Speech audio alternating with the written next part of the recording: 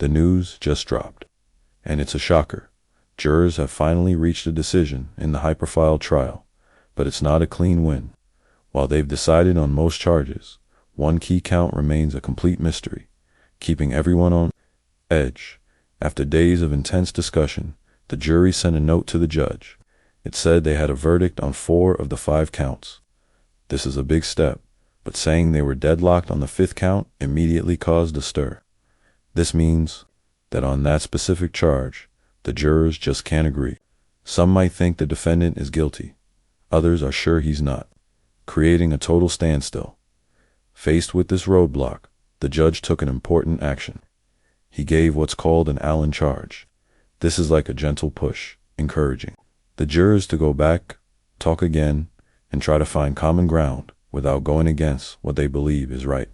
It's a careful balance, trying to break the stalemate without forcing anyone to change their honest feelings. After this, the jury went home for the day, with hopes high for a full verdict the very next morning. What's really interesting is how quickly the jury hit a snag. Just 70 minutes into their talks, they sent out their first note. This message showed a worry. One juror wasn't following the judge's directions. This is a big deal, as jurors must follow what the judge tells them. It makes you wonder if this one juror could stop the whole thing, like in an old story where a juror with a special degree in computer science, who had a strange personal life, caused big delays. Then came requests for specific testimony. The jury wanted to hear again key moments, especially from Cassie Ventura. They asked about an alleged event at the Intercontinental Hotel in Los Angeles, where she said she was hurt and got a black eye after trying to leave a private meeting. They also asked for details about another supposed event in a New York hotel, and her story about traveling with the defendant to the Cannes Film Festival far away. These specific requests give a clear look at what the jury is focused on, and maybe where their doubts are. Another important question came up about narcotics. Distribution. The jury wanted to know what this term legally means, especially if someone asks for drugs and another person gives them over. The judge replied by pointing them back to their legal instructions, basically saying they already have the answer. Distribution, the instructions said, means any transfer, even without selling, just by handing something over. This focus on drug acts as key because it connects straight to the racketeering charge. During this time, the legal teams clearly disagreed. The defense lawyers wanted to include more background in the transcripts given to the jury, like details about a settlement Ventura had with a hotel. Prosecutors, however, wanted a shorter selection. The judge first suggested sending all the testimony, but after the defense showed clear frustration, they finally agreed to a shorter part. This back and forth shows how important every piece of evidence is to the jury. Adding another twist, while the jury was talking, a brand new civil lawsuit was filed. This claim said the defendant drugged and hurt a man in Orange County in 2021. The lawsuit, filed by a well-known lawyer, says the man met a party security person, was invited to a party, and later thought he was drugged after drinking champagne.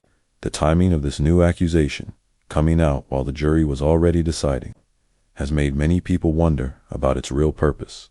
From a legal point of view, these jury questions are like trying to figure out a riddle when they focus on drug distribution, especially after being told to only look at these acts if they first find the defendant guilty of racketeering conspiracy.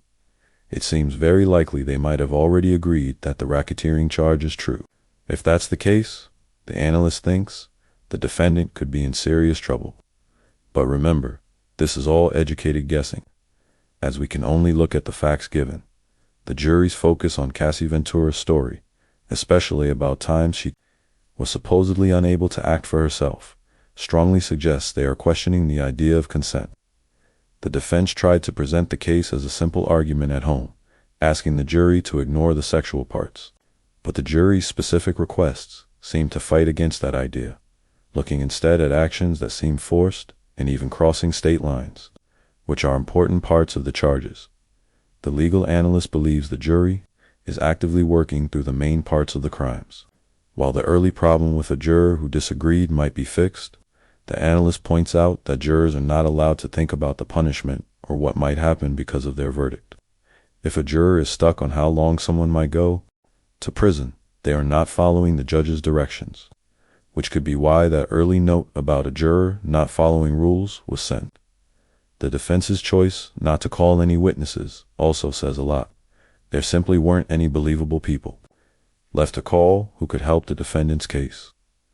With all this going on, the timing of that new civil lawsuit is very questionable. Critics wonder why this accusation from 2021 is coming out only now, especially when the accuser's lawyer is known for filing many cases. It makes you doubt the claim and suggests a quick move to join the current legal drama, much like people saying they are related to famous people after they become known or pass away. The analyst believes that while the proof for some charges, like hiring people for sex acts, was reportedly not argued against, the main racketeering charge is where the real fight is. The jury's questions are the clearest signs of how they are thinking. They seem involved and are looking closely at the details of the claims, particularly those involving Cassie, Ventura, and drug distribution. The final verdict depends on how they connect these complicated accusations, with the deadlock on the RICO charge leaving the ultimate outcome unknown. Jurors enter. Okay, here we go. Judgment time. Here we go. He's been 6 to 12. I still need 3 more stories. This is like 8 stories. We're going to be delayed on getting the show ready. I will delay myself for this. Judge, we have received your note. Juror number 5, have you reached a verdict? We have. Is it unanimous? It is. Please provide the verdict to the deputy. In a hush. I know. They've reached a unanimous verdict.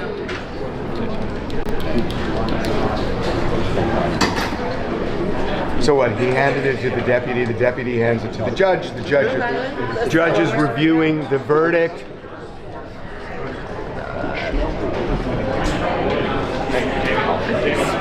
I'm not sure whether he's going to ask the foreman to read it or The foreman will now read the verdict. There you go. No, please. Okay, the deputy will inquire to the verdict. In the matter of U.S. versus Combs, count 1, not guilty. Sex trafficking of Cassie Ventura, not guilty. Transportation of prostitution, guilty. So count 1 and 2, not guilty. Wow. Mann Act, guilty. Jane Mann Act. Sex trafficking, not guilty. Transportation of prostitution, Jane, guilty. Wow, so 2 of the Mann Acts. 2 Mann Acts and that's it. Up to 20. But, you know what? But that may be concurrent, and the prosecution, Well, it's 2 separate acts. It wouldn't be. this is a, Oh my even goodness. though he's found guilty, huge, this is a loss for prosecutors. The Diddy case just delivered a bombshell verdict, and let's just say, the prosecutors are likely not celebrating today. This whole trial was a massive undertaking, with a huge team of agents and a lot of public attention, but the jury's decision has thrown a giant wrench into their plans. What was supposed to be a slam dunk for the prosecution turned into a stunning defeat on the most serious charges. The prosecution's entire strategy seemed to be built around accusations of racketeering and sex trafficking, painting a picture of a powerful figure controlling others. They brought out all the stops, even staging a major press conference filled with salacious details. But when the jury came back, they completely rejected these core claims. They found Diddy not guilty of racketeering, and also cleared him on the sex trafficking charges involving Cassie and Jane. This means that the serious allegations that formed the backbone of the case simply didn't hold up in front of the jury. Still, the story doesn't end there, because the jury did find him guilty on 2 counts related to the Mann Act. This law is quite old, and deals with transporting people across state lines for illegal activities, in this case, linked to sex work. But here's the kicker. The speaker points out that if this entire situation had happened within one state, it might have been treated as a minor misdemeanor, something the city attorney might handle, if anything at all. The fact that this old law is now the basis for a conviction, especially after the sheer scale of the investigation, highlights just how much the prosecution missed the mark on their main objectives. What's really interesting is how quickly the jury seemed to reach a consensus on the main charges. Early on, there was a moment where one juror was reportedly not following instructions, making it seem like there might be a holdout. but it appears that issue was quickly resolved, and the jury moved forward, ultimately delivering their not guilty verdicts on the big stuff. This suggests that once they got down to business, the evidence presented didn't sway them on the core accusations of racketeering or trafficking. This brings us to the prosecution's public performance. The U.S. attorney held a big press conference, digging into details like baby oil and other personal, rather shocking, elements. While these details certainly grabbed headlines and added a salacious edge to the trial, it makes you wonder about their real purpose. Was this a genuine effort to build a strong case, or was it, at least in part, a calculated move to generate buzz and influence public perception? It's a question that hangs in the air, especially given the lack of convictions on the major charges. The transcript also touches on the videos, like the one showing Diddy's alleged abusive behavior.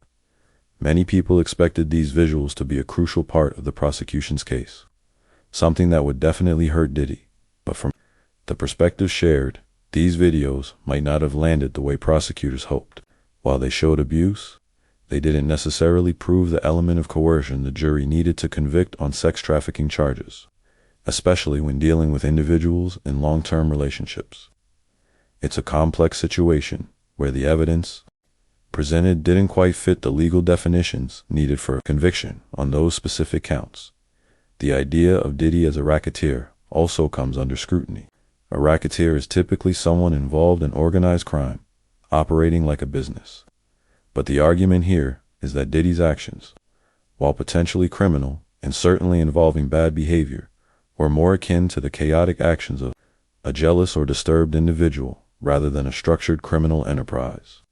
This distinction is crucial, and it seems the jury agreed, ultimately not seeing the evidence of an organized crime syndicate that the prosecution tried to portray. Looking ahead, the big question is, what kind of sentence Diddy might face for the Mann Act convictions? Given that the law itself is considered antiquated and the conduct involves transporting someone, it's highly unlikely he'll be looking at significant prison time. Think about it. Would someone typically get years in prison for this specific offense, especially when compared to the gravity of the charges that were dismissed? The speaker suggests that even 5 or 10 years would be out of the question, implying the sentence will likely be much lighter. In the end, while the prosecution managed to secure a conviction on the Mann Act, it feels like a hollow victory. They invested massive resources and went after the most serious charges, only to see them fall apart. It's a stark reminder that even with a lot of evidence and public attention, the prosecution still has to prove their case beyond a reasonable doubt. This verdict is a massive loss for them, and it leaves many questioning the entire strategy and the ultimate outcome of such a highly publicized trial.